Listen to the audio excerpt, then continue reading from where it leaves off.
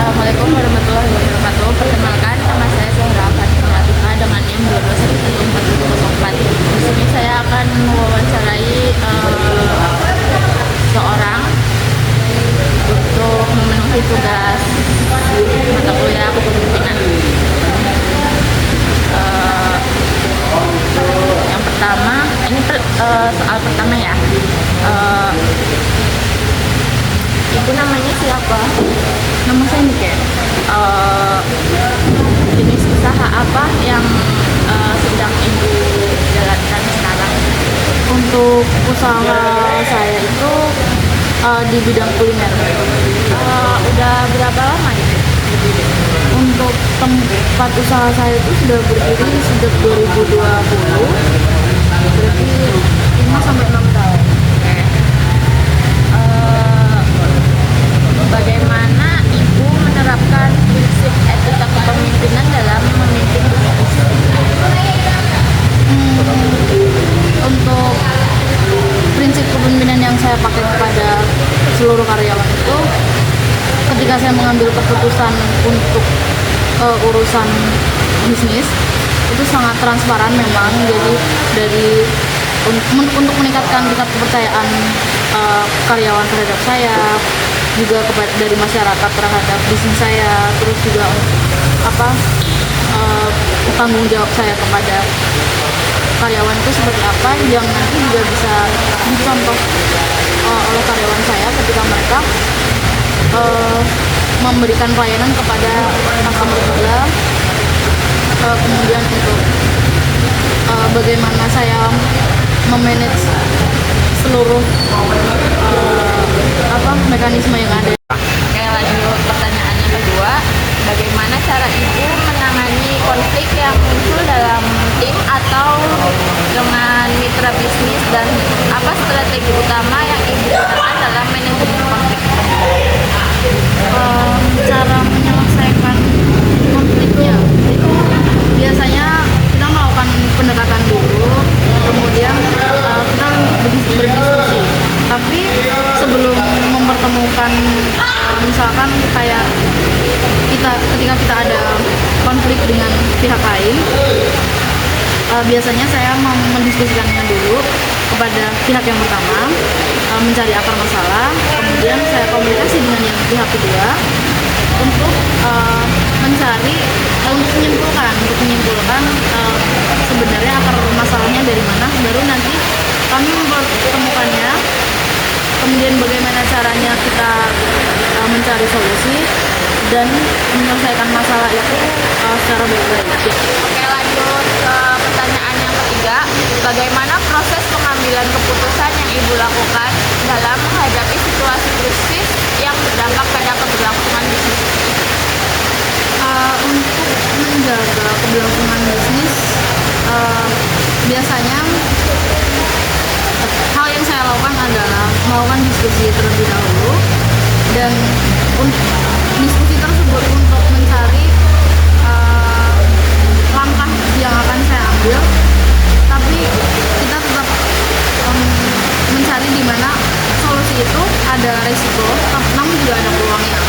Jadi bagaimana kita menyelesaikan masalah yang sekarang, tapi kita tetap mencari untuk peluangnya di jangka panjang. Lanjut ke pertanyaan yang keempat. Bagaimana ibu memastikan koordinasi yang efektif dalam organisasi untuk mencapai tujuan bisnis yang telah ditetapkan? Jadi usaha yang saya lakukan itu, saya selalu melakukan kontrol kepada tempat usaha saya, kontrol untuk bagaimana pemasukan dan pengeluarannya setiap harinya, dan juga bagaimana kinerja karyawan-karyawan saya, dan setiap bulannya kita juga selalu melakukan evaluasi dari banyaknya evaluasi untuk menampung saran dan juga kritik dari customer juga, kemudian dari mitra bisnis, karena kita juga menggunakan agen untuk sebagai pemasok barang-barang yang akan kita pakai juga, dan juga kita tetap untuk pemasukan dan pengeluaran kita lebih detail juga. Ya. Lanjut ke pertanyaan yang kelima. Apa bentuk laporan penanggung-jawaban yang Ibu gunakan untuk memantau dan melaporkan kinerja organisasi secara berkala? Untuk laporan di sini saya menggunakan laporan kinerja karyawan dan juga laporan keuangan. Untuk laporan keuangan itu di sini ada dua mode. Yang pertama, laporan keuangan secara tertulis untuk pengeluaran setiap harinya, setiap minggu dan setiap bulan. Kemudian saya juga memantau dari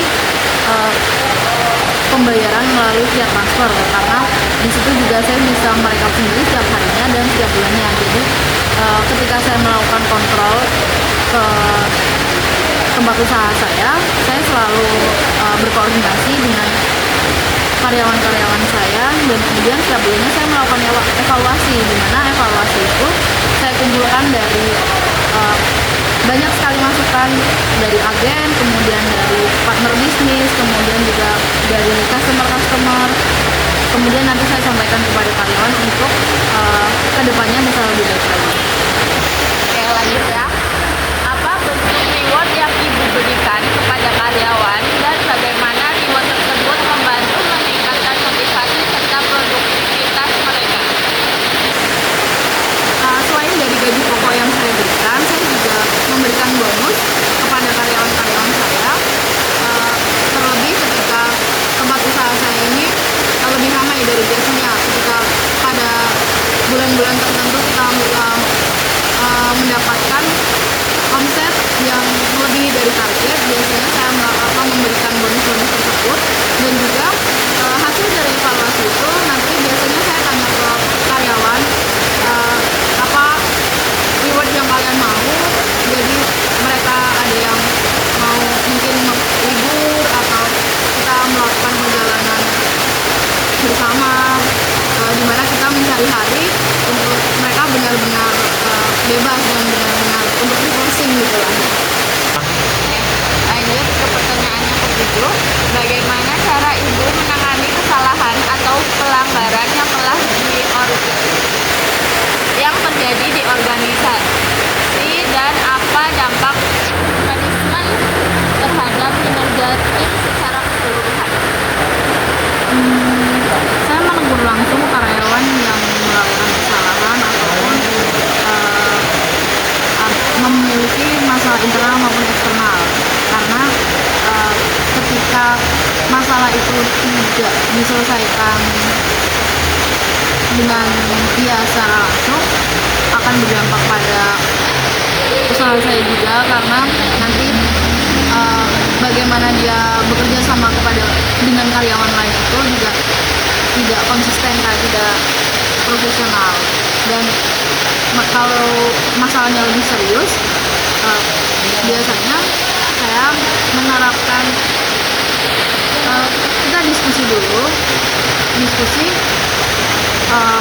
apakah dia masih bisa dipertahankan dengan menyelesaikan masalah tersebut atau dipindahkan tempat ke tempat usaha yang lain.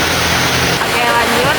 Bagaimana Ibu menciptakan visi dan misi yang mampu menginspirasi tim untuk bekerja sama mencapai tujuan?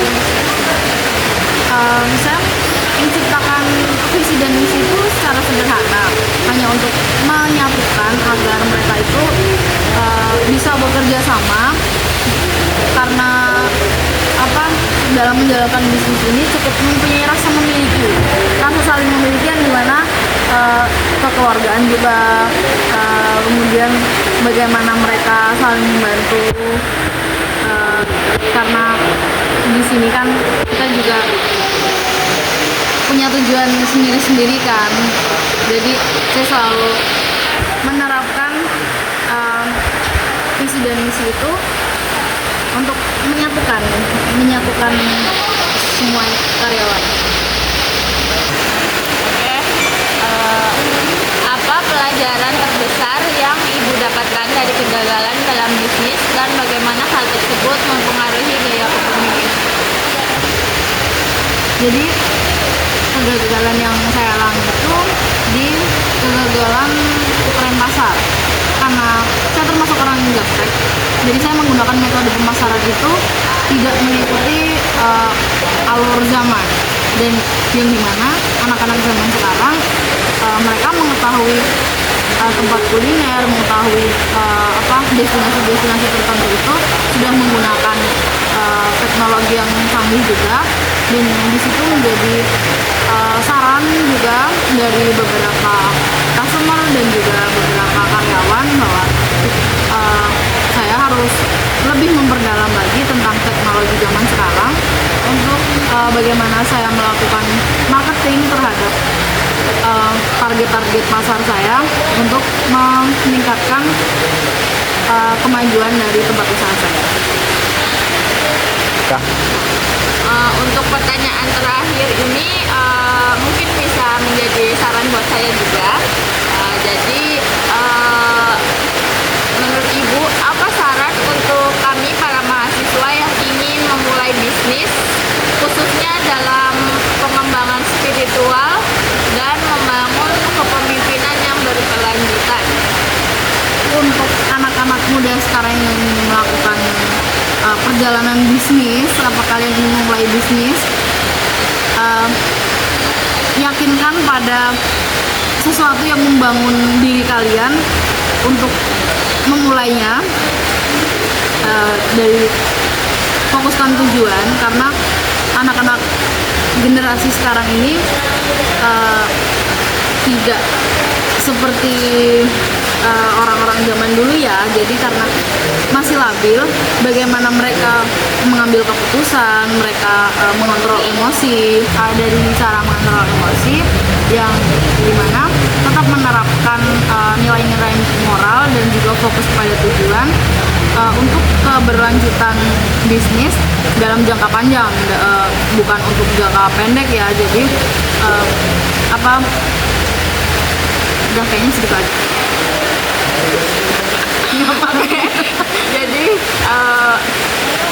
Jadi itu wawancara dari Ibu Niken ya.